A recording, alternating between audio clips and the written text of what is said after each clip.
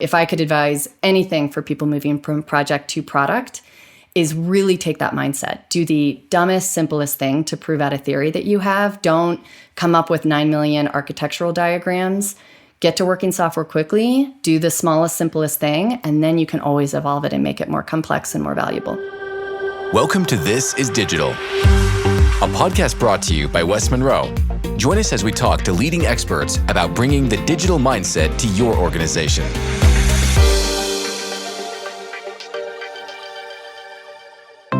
Hello and welcome to This is Digital, the podcast about how digital shows up in real life.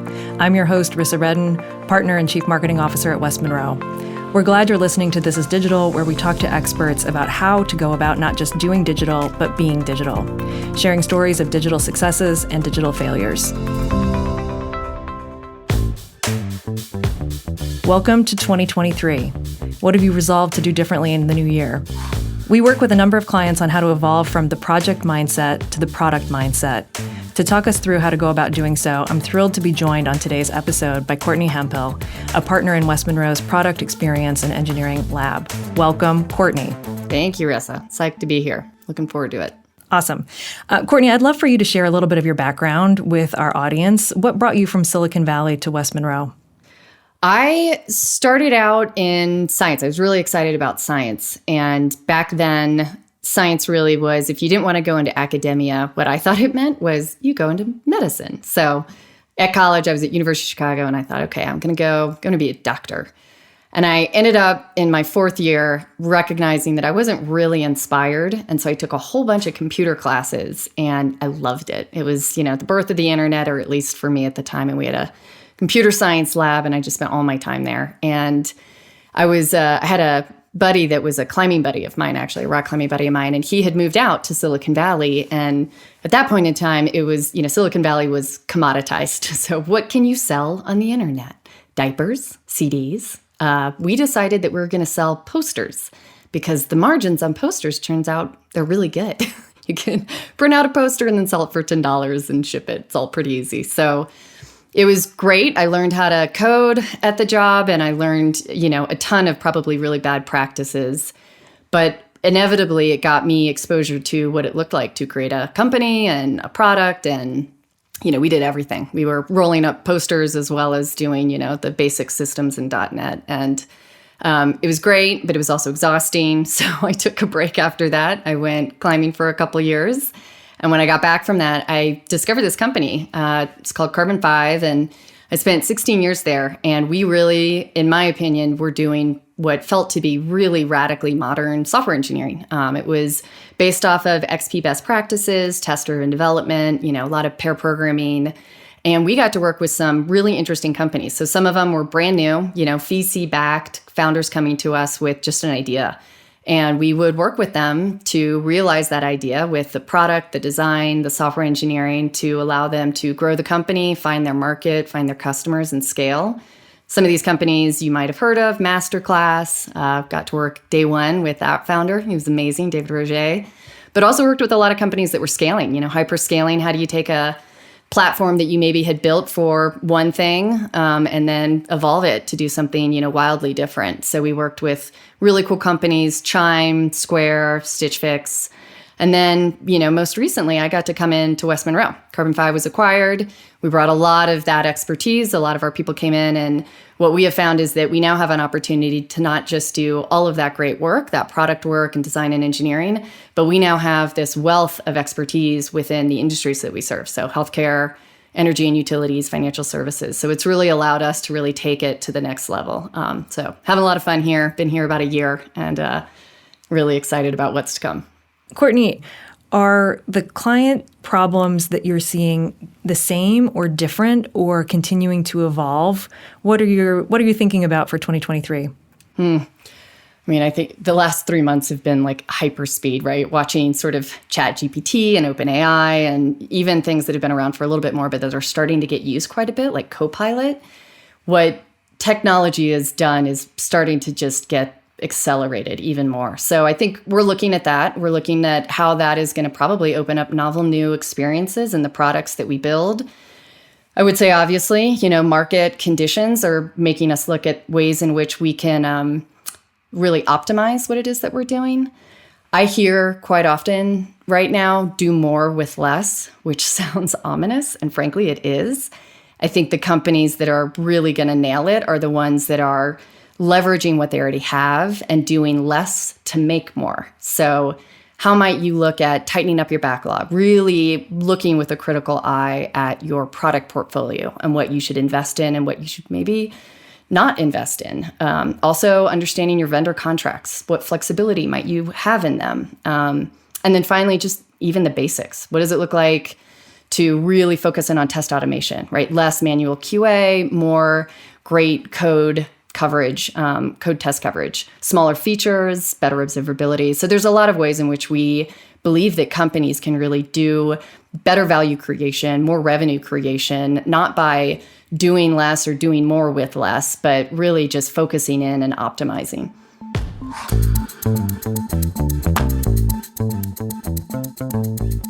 And as we think about optimizing and working with our clients to optimize, I would love to shift a little bit to project mindset versus product mindset, which I would imagine plays a role here. Could you talk to us a little bit about what is a project mindset and what is a product mindset? You brought up one of my favorite topics. I know you are very passionate about this area. I'm very passionate about this. So I was just actually we did a CTO summit in San Francisco recently, and it was funny to watch all of these technologists, right? All these folks that are CTOs. And the narrative was not, let's talk about technology. It was some of the technology is getting easier and easier. We have a lot of, accelerators in the form of SaaS products, packages, better observability, all of this stuff. But product is getting harder, right? Like, what do we build? Why do we build it? What is going to be, the revenue? And so the whole industry, even the most savvy, are still continuing to move towards more of that product mindset and really embracing product. You see actually even now CPOs, right? That wasn't something 20 years ago. There was no such thing as the chief product officer. And you're now even seeing, I talked to a guy the other day, his new title is Chief Product and Technology Officer, CPTO. Sounds like something out of Star Wars, but this is now a new title. So I guess to kind of go back a little bit, project really was born out of, IT cost centers, the need for software to be really predictable. And in many ways, it was because the cost of IT was less and we knew what we needed to build. There were a lot of knowns. So you could really craft a pretty predictable backlog of work that you could deliver on, and you could do it within a time period without a lot of change to it. So most of the companies that we saw, were developed in that manner, right? It was a cost center to provide a service for the business. A mainframe in COBOL for Visa's processing of all their transactions. But what we've recognized is over time, we actually have to meet the market in the way in which it's changing and at the pace that it's changing. And so there's a need at that level to become more adaptable. And so the product mindset is taking teams and saying, instead of us acting as if we know exactly what's going to happen for the next 12 months, creating a backlog of features and functionality for those 12 months, let's break down the barriers. Let's give you all the information you need. Let's give you access to the individuals and the expertise and the customers so that you can constantly move that backlog to the place of best opportunity. And it's really also giving the ownership of the outcomes to the team. So instead of just, here's the outcomes that we need, you go work against this very predefined, set of outcomes, and that's really the IT cost center. Let's look at outcomes, right? What might it look like if we wanted to increase revenue by 2% with this particular cohort of customers?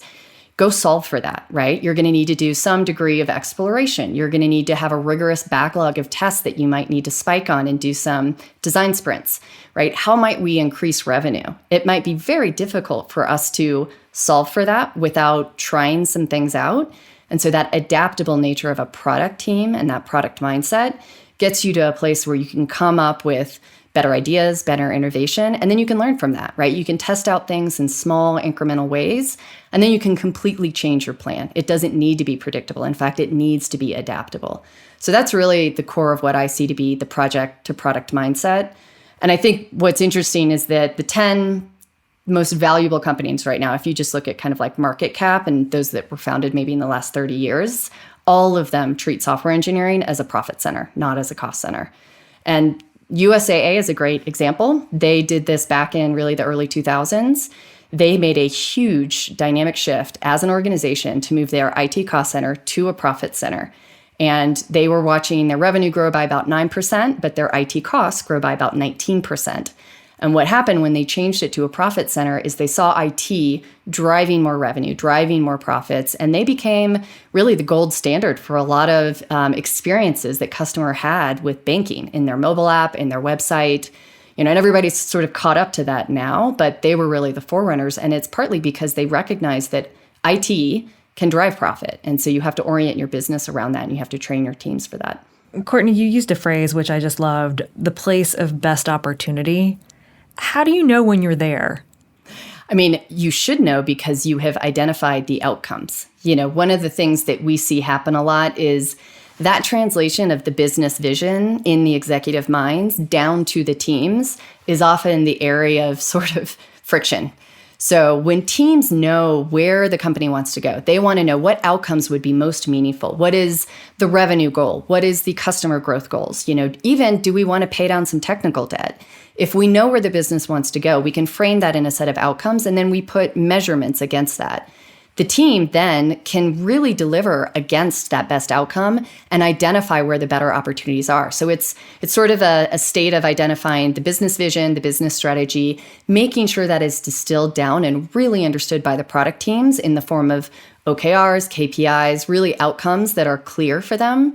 And then they can feed up all of that learning that they have done in their exploration in the pursuit of those outcomes to the C-suite, right? And that gives the C-suite even a better opportunity to understand, oh, wow, we had no idea that we had this cohort of customers that actually could increase our market penetration from 4% to 30%. So I think it's a bi-directional flow of information, but the more you break down barriers, the more you allow access to that information, the more you're going to see those areas of innovation, research and development really come to the fruit of better profits, better revenues, better growth.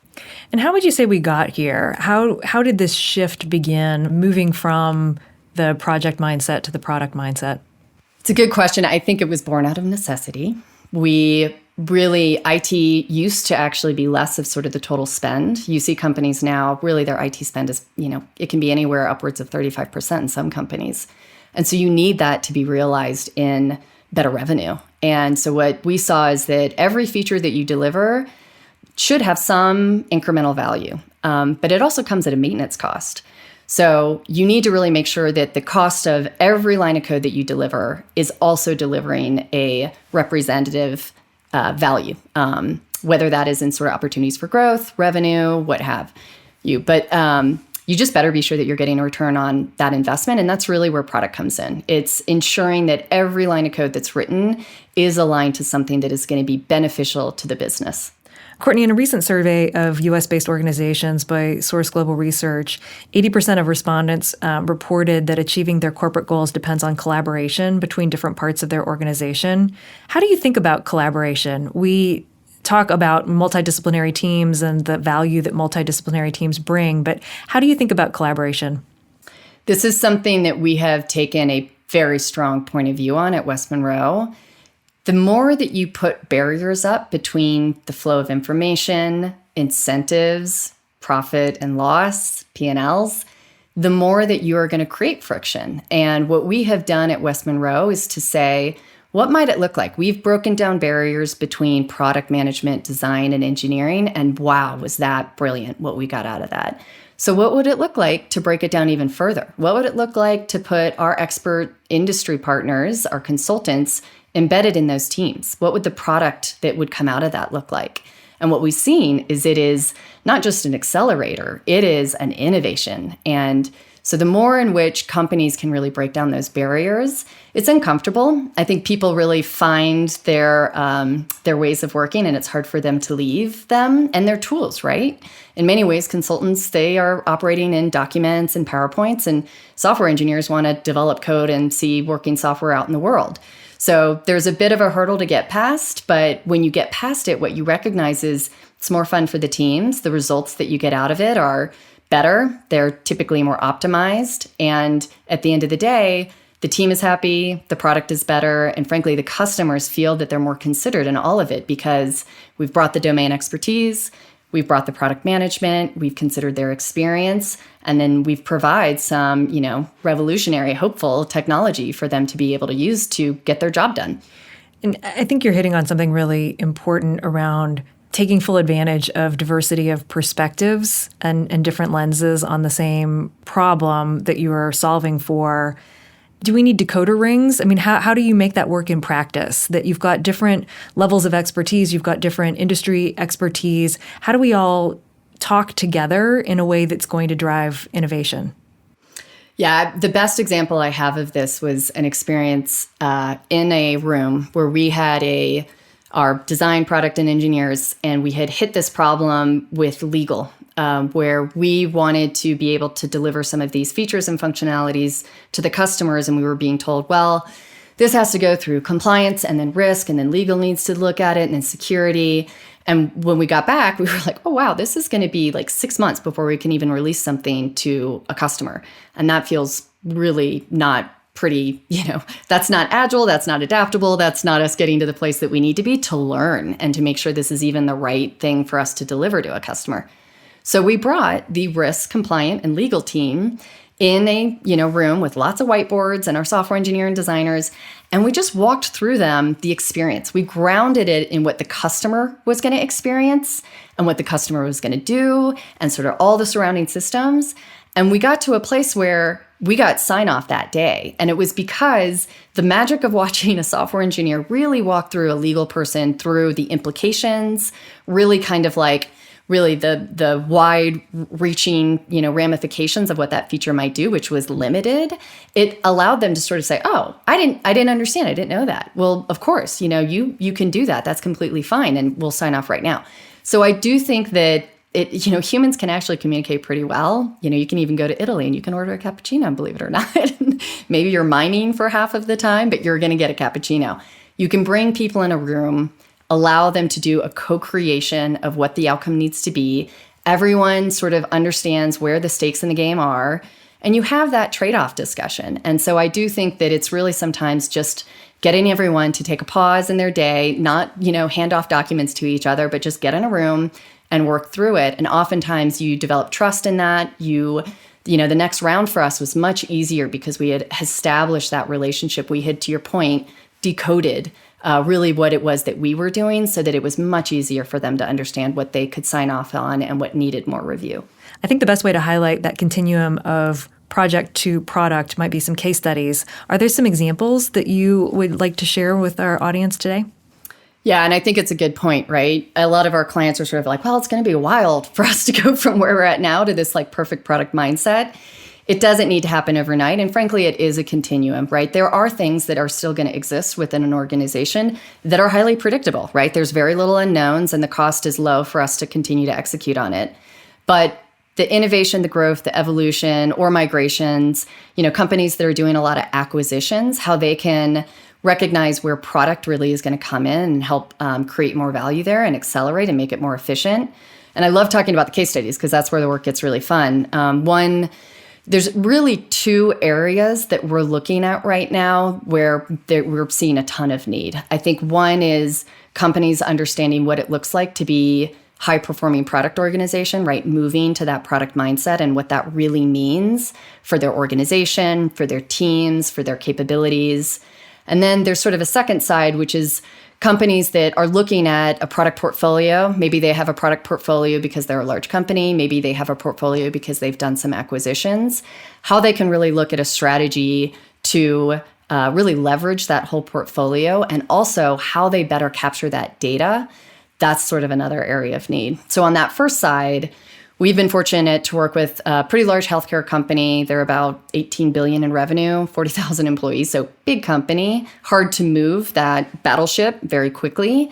But what we've seen is that the executive team has really taken this as a directive, right? They have got right now backlogs, really feature roadmaps that are 12 to 24 months. They've got financial configurations against that. They've got incentives that are, for that sort of timeline.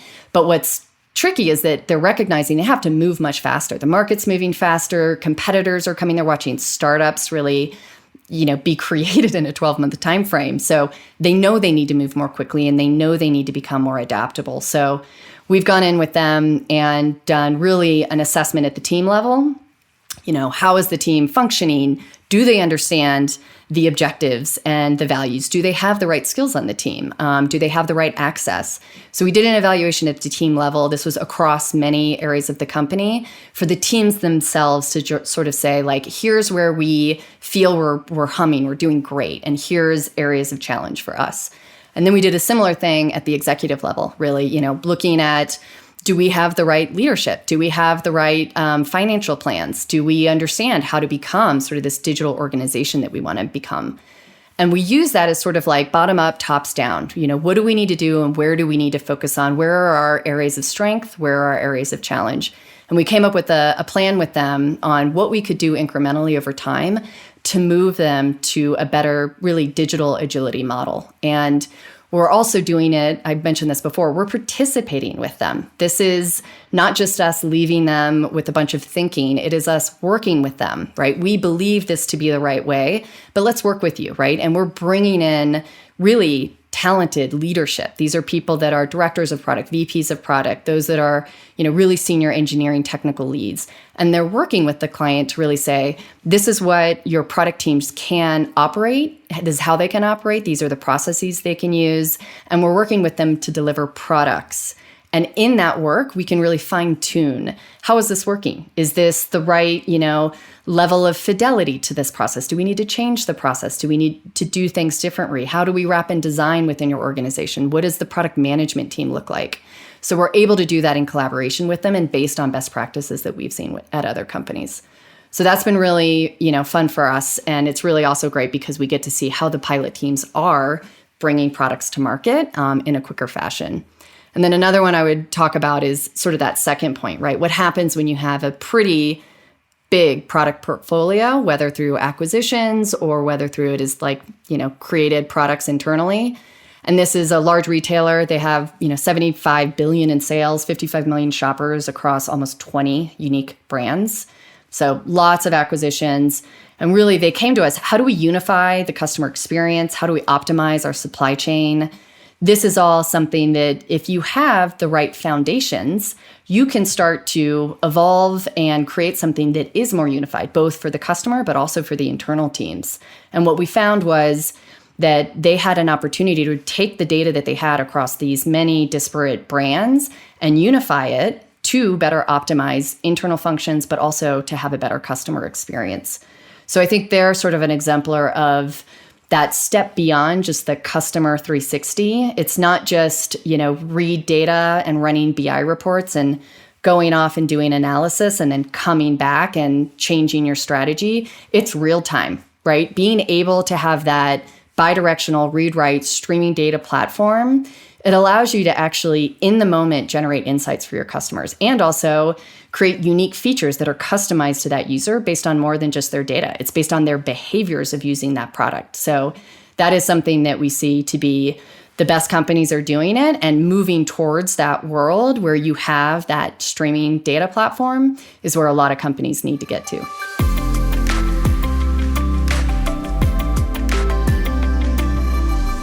Courtney, you mentioned the high-performing product mindset. How do you recognize that, or what are you looking for to assess the level of performance from a product mindset with a company?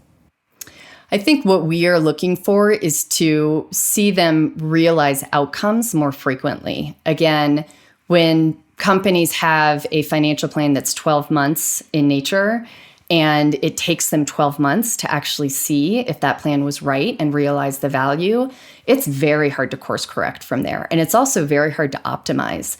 So what we're looking for the high-performing product organizations is what teams, what products, what areas of the organization are really able to deliver small incremental changes and then prove out the value of those. And in some cases, prove that there isn't value there and then quickly be able to adapt and course correct. So for us, it's really watching that cadence of learning, succeeding, failing, but then watching revenue and outcomes be incremental over time, and there's more of them. They might be smaller in nature. It's not a big bang release, but you're tracking to the right direction because you're incrementally watching progress, and it's against those outcomes that the organization has defined as their strategy. And Courtney, you mentioned the digital operating model. How do you think about the digital operating model that's in play with clients, and how do you help them evolve their digital operating model? This is, again, the bigger the company, the harder this can be. It does mean that you are changing the hearts and minds of the talent. You are changing really sort of the understanding, maybe the incentives, maybe even the financial planning at the executive level. A digital operating model includes top to the bottom. And I think what we have recognized is that you have to do work both with the teams on the ground, so that very bottom level, and you have to really work with executives to make sure that there is a unified narrative of this vision. And then the hardest part, really where you win, is in that middle area. That is the area in which you have the best opportunity to accelerate moving to a more product mindset. And it's with your management team. It's with your directors, your VPs. And so that's the area where we really go in and try to pair with our clients, bringing, folks from West Monroe that have worked as really directors of product at, portcos with a private equity firm, bringing that type of talent and that leadership in. It helps to shape the vision, set in place the culture for the teams on the ground, and it really helps to provide that distillation down from the vision of the executives and where they want to be to the tactical work that the teams are doing each and every day. Courtney, you had mentioned working with founders, but also working with large corporates. How do you flex to meet the needs of different audiences? It is a big flex, I think. If you have ever worked at a company that has got 4 people versus a company that has 40,000, it's a totally different dynamic. And I think what you see is the communication and the need to do that thing that I was mentioning before, constant showcasing of outcomes. That is the thing that helps with communication in really big companies. When you're working for a brand new startup, for example, this energy company that we worked with out of Texas, it was like at the beginning about 12 of us. It was really easy for everybody to know what everyone was doing. And you could move very quickly because the communication channels were immediate and real time. When you are moving at the pace of an organization that is 40,000 people, you have to be much more creative in how you disseminate information, how you showcase outcomes, how you ensure that people have easy and readily available access to information, data, expertise across the organization. So we oftentimes watch as we have to say things 7 times. If you've said it once, you're just getting started. You got to say it a lot more. But also the things that people really resonate in is watching customers use their product. So another thing we're seeing be very successful is in so much as you can bring both the executives into kind of the day-to-day work of seeing demos where customers are using a brand new product or a brand new set of features in a product, you see light bulbs go off. And it really allows there to be that more kind of human connection that's much more powerful than a PowerPoint presentation. Real working software, watching your customers use it, that allows for the sort of the solidification, of all that information, all that work, why we're doing something, what is the outcome. It's immediate, right? When you watch a customer be delighted, or frankly hit purchase of something that you've been working on for a while, that is the thing that unifies really sort of like up and down on a team. So we really push teams to be showcasing their work, and more than that, showcasing customers using the work. Courtney, this time of year, many people are taking stock and setting intentions or making resolutions. How can organizations approach a product mindset in 2023? Yeah, the funny thing is many organizations, and this is humans too, right? We have these brilliant ideas of what we're going to do this year, and we have our New Year's resolutions, and we're so excited about them. And oftentimes we do them without even understanding where we are right now. So we might set an intention, but are we, close to that? Are we far from that? I think the thing that's most important for us as humans is to really understand where we are now, right? What is our baseline? And the thing that I push so often for is what are our baseline metrics, right? Product telemetry is something that I think it's the afterthought. It is the first thing to fall off the backlog, is instrumenting your product so that you know, how are people using it? Was this feature we developed all in vain because no one has even touched it? That's a really good piece of information for you to know. But it's hard to get to that place without already having that instrumentation in place and your baseline. So what I would say for companies is start to make sure that you know where you're at right now and then build out your plan. So set your baseline, and then you can start to develop your strategy more accurately moving forward.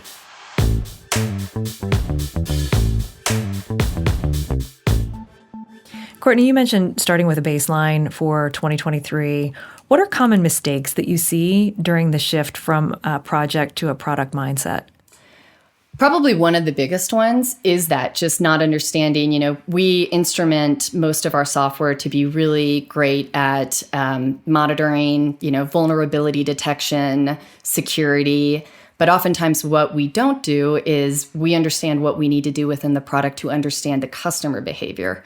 So one of the things that I see quite often is we optimize for the, potential of risk when we don't actually understand what that risk is. And we sort of de-optimize for potential value creation. And so what I mean by that is we spend a whole lot of time ensuring, and we should, right? You want your software to be secure, but you sometimes over-optimize for that in areas of the product that maybe don't need to be so secure. And then you de-optimize, you de-invest in understanding how users are using your product. So I do think that that is one area in the project to product mindset, but the biggest, the one that drives me nuts is when teams try to do too much, right? They over-architect, they assume too much. What I love to see, like the best teams I work with, is when someone takes a requirement that's been brought to us by, the product team or maybe even sort of the marketing team or sales team, and they decompose it. They basically challenge the whole team, the design team, the product team.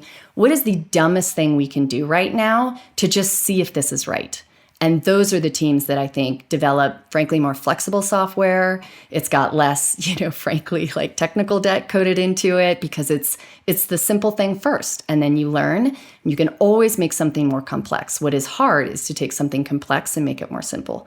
So if I could advise anything for people moving from project to product, is really take that mindset. Do the dumbest, simplest thing to prove out a theory that you have. Don't come up with 9 million architectural diagrams. Get to working software quickly, do the smallest, simplest thing, and then you can always evolve it and make it more complex and more valuable.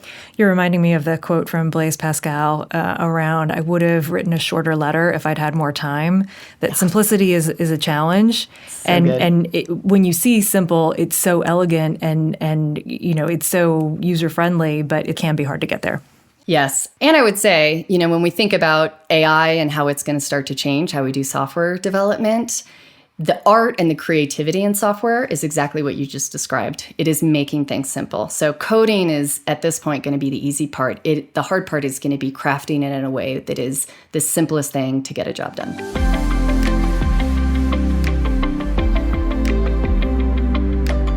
Well, Courtney, it's been a real treat to chat with you today. Before we go, we've talked a lot about digital solutions throughout today's conversation, but one question that we have for all of our podcast guests is, what does being digital mean to you? I think it's yet another tool, one of many we have discovered in our history as humans. We have to learn what it is, how to use it, how to apply it. Strangely, it feels as though we're maybe still in the early stages, given what I've seen in the last month. So it might be the case that the best is yet to come, but we've got to be wary of how it's going to impact our culture. Less robust tools in the past. Take, for example, industrialization and the production line and the havoc that wreaked upon humanity, best depicted in Upton Sinclair's The Jungle. Mm-hmm. So I hope that digital and how it evolves will be in support of humanity and bringing us together in great ways, not a replacement. Fantastic. Well, thank you so much for joining, and thank you for a terrific conversation, Courtney. Yeah, this was super fun. Thank you, Rissa. Thanks for listening to This is Digital. If you enjoyed today's show, please follow or subscribe on your preferred podcast app. And don't forget to leave us a review. For more information on This is Digital, visit westmonroe.com/thisisdigital.